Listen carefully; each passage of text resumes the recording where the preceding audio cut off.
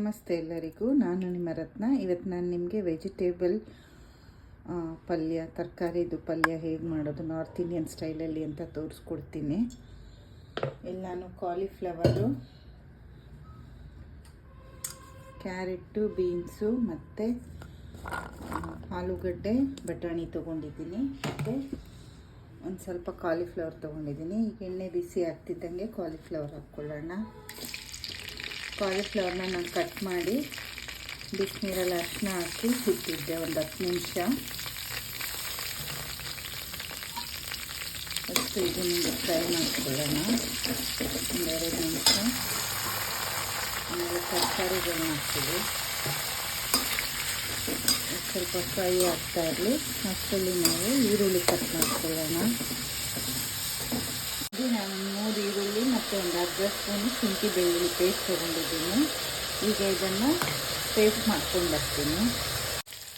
ನೋಡಿ, ಈಗ ವೆಜಿಟೇಬಲ್ಸ್ ಎಲ್ಲ ಫ್ರೈ ಆಗಿದೆ, ಬ್ರೌನ್ ಕಲರ್ ಬಂದಿದೆ. ಈಗ ಇದನ್ನು ತೊಗೊಂಡಿಡೋಣ ಸೈಡಿಗೆ.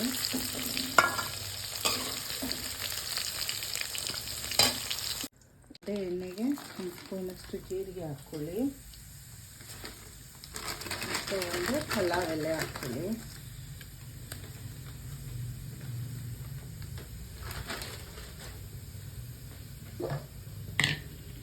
ರುಬ್ಬಿದ್ಕೊಂಡ್ವಲ್ಲ ಈರುಳ್ಳಿನ ಹಾಕ್ಕೊಳ್ಳೋಣ. ಹಸಿ ವಾಸನೆ ಹೋಗೋವರೆಗೂ ಇಟ್ಕೊಳ್ಳೋಣ. ಬ್ರೌನ್ ಕಲರ್ ಆಗಬೇಕಿದೆ. ಅಷ್ಟರಲ್ಲಿ ನಾವೀಗ ಒಂದು ಟೊಮೆಟೊ ಹಣ್ಣು ಮಿಕ್ಸಿಗೆ ಹಾಕ್ಕೊಳ್ಳೋಣ. ಟೊಮೆಟೊ ತೊಗೊಂಡಿದ್ದೀನಿ. ಈಗ ನೋಡಿ, ಈರುಳ್ಳಿ ಎಲ್ಲ ಎಷ್ಟು ಬ್ರೌನ್ ಆಗಿ ರೋಸ್ಟ್ ಆಗಿದೆ ಅಂತ. ಈಗ ಟೊಮೆಟೊ ಪ್ಯೂರಿ ಹಾಕ್ಕೊಳ್ಳೋಣ.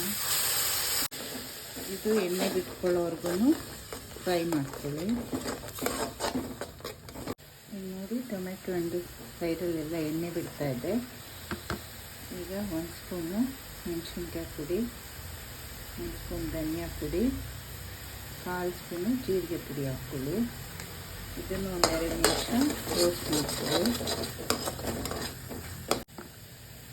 ಚಿಟಿಕೆಯಷ್ಟು ಅರಿಶಿನ ಹಾಕ್ಕೊಳ್ಳಿ. ನಾವು ಫ್ರೈ ಮಾಡ್ಕೊಂಡ್ವಲ್ಲ, ಈ ತರಕಾರಿಗಳು ಹಾಕ್ಕೊಳ್ಳೋಣ.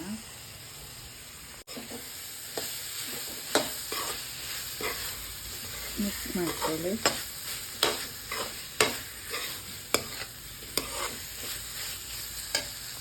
ಉಪ್ಪು ಹಾಕಿಲ್ಲ, ಈಗ ನೋಡಿ ಹಾಕ್ಕೊಳ್ಳಿ. ನಾನೊಂದು ಅರ್ಧ ಟೇಬಲ್ ಸ್ಪೂನಷ್ಟು ಉಪ್ಪು ಹಾಕ್ಕೊಳ್ತಾ ಇದ್ದೀನಿ. 1/4 ಗ್ಲಾಸಷ್ಟು ನೀರು ಹಾಕ್ಕೊಳ್ಳಿ.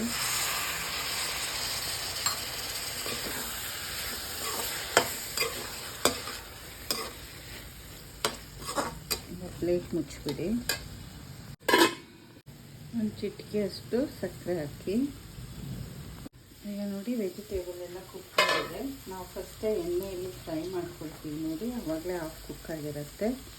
ಈಗ ಒಂದು ಸ್ವಲ್ಪ ಗರಂ ಮಸಾಲ ಹಾಕ್ಕೊಳ್ಳಿ ಮತ್ತು ಕಸೂರಿ ಮೆಥಿ.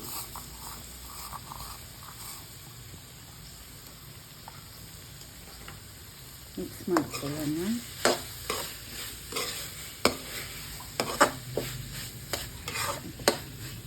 ಇನ್ನೊಂದು 2 ನಿಮಿಷ ಇದು ಕುಕ್ ಆಗಲಿ.